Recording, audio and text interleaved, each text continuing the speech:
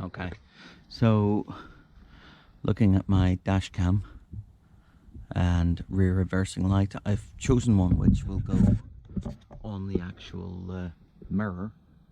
So I've just very quickly, I don't know if you can see it,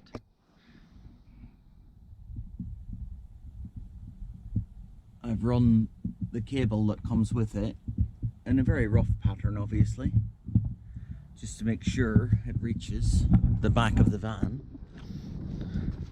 which, as you can see, it does, with more than enough to spare. So I just need to find how to get from in here through to here so I can fit my camera on the top where the old mirror used to be, and that'll be that. So first things first, we'll splice into the reverse light.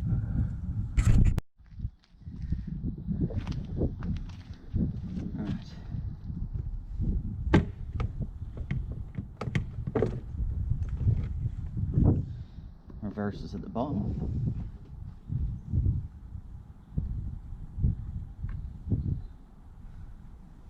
And there's only two wires going to that. One's black, one's red and yellow. Let's untwist the reverse light.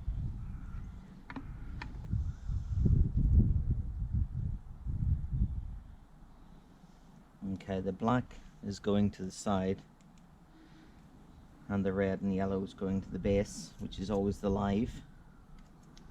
So I just need to splice in to this and add the camera feed into it. Let's do that. So I'm going to do this as a temporary setup check first. So I'm just going to meld the three wires back together again first, ensuring I've now got power to the camera wire. Okay, so we've got the camera plugged into the reverse temporarily. We've got our mirror with, should come up with a rear view. Need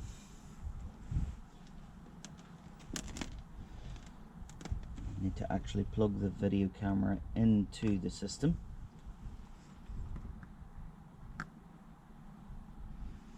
He says, so that should work. So let's see if you get a little picture here of this GoPro.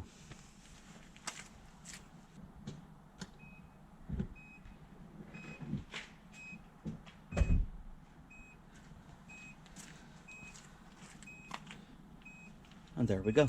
Okay, it's upside down, but that's no biggie. I can work with that. It works, that's what matters. So on with the fit.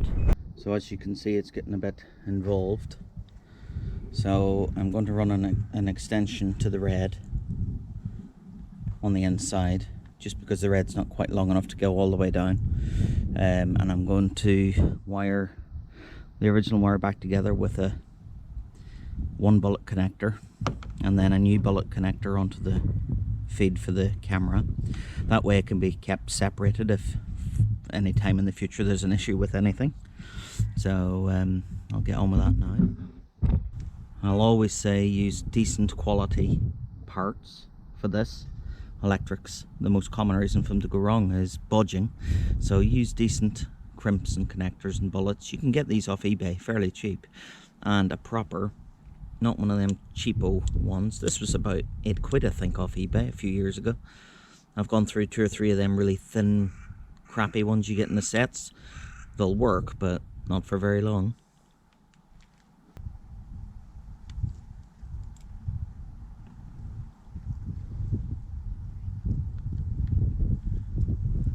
Lovely. I always use these, and usually they'll come with eBay kits, the little waterproof covers.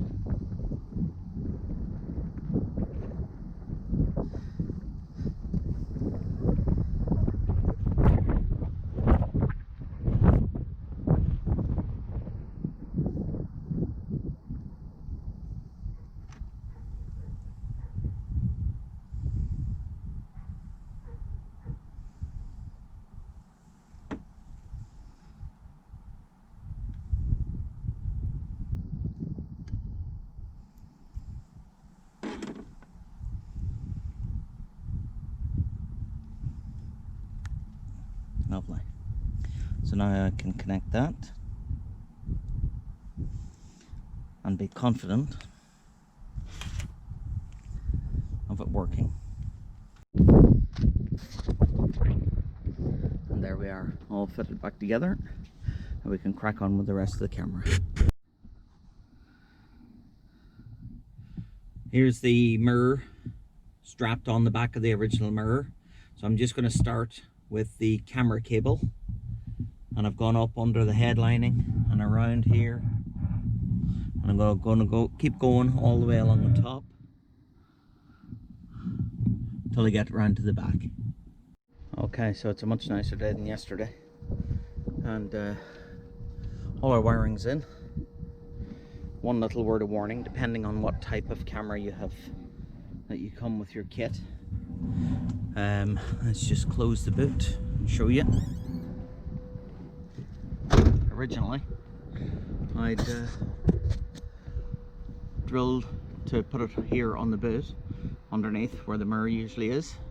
Unfortunately, that's a no-go because the angle of the camera was wrong and it showed an upside down image.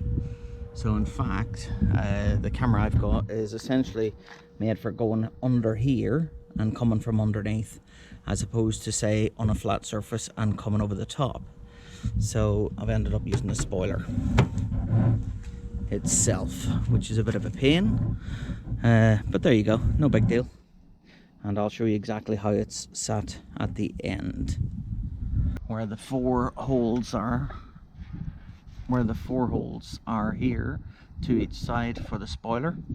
The old nuts, or rather the old bolts, are knackered, so I've got some nice stainless steel ones, and I'll use some copper slip. Let's refit.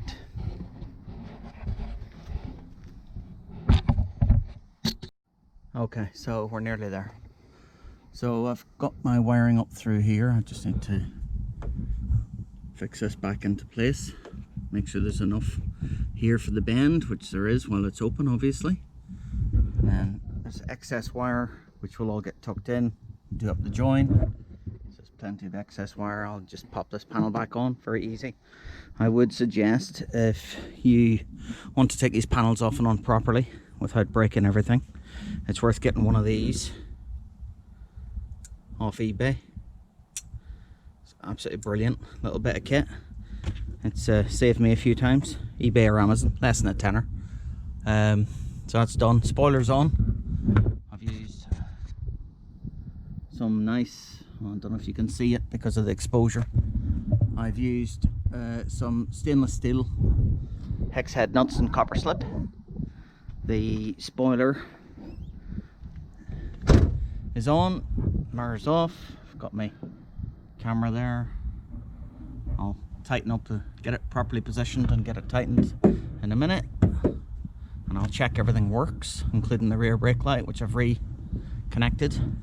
Little tip, the connection comes out of the tailgate, has a small rubber gasket which after 25 years is disintegrated, so I've used some silicone sealant around that because I doubt very much there's any brand new old stock gaskets for that anywhere.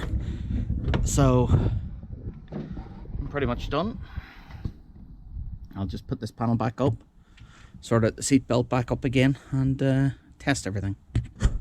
And again, I've done the power and the cable from the camera to my extension down to the reverse light. Okay, and I've done them properly with the proper connectors. And again, that's just so if anything needs to be disconnected at a later date, it's easy done. So now I'll just check everything works.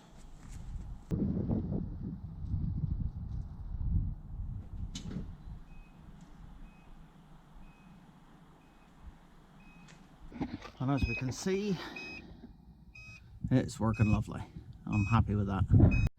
Okay, so now I just need to get the angle that I'll be happy with set up. So I'll get the wife to give me a hand. Okay, so we can see behind, well, we can see the mirror now. We can see its forward view. I'll put it into reverse. Should switch. And it does, and I'm happy there because I can just see my windscreen wiper on the rear, which means that's level with the back bumper. So I'm very happy with that as a reversing camera. On this particular model, I believe, he says, no, maybe not. Maybe you have to put it back into park, forward view. And then there's an icon I can switch to, then put it in reverse, and it should come up. No, there it is. So there's a small like window in window on this. I don't know if you can see that. So this is always recording on the back as well, but when I put it into reverse, it switches to the main one with the lines in it. There's no beeps when you get too close to this. It just, you have to determine those lines. Back into forward. And you've got the picture in picture again, and you can do half and half, I believe. Yep, there we go. Although it does squeeze the forward view right over to the side. Not really sure why you'd want it on anyway, to be honest, but okay. Lovely.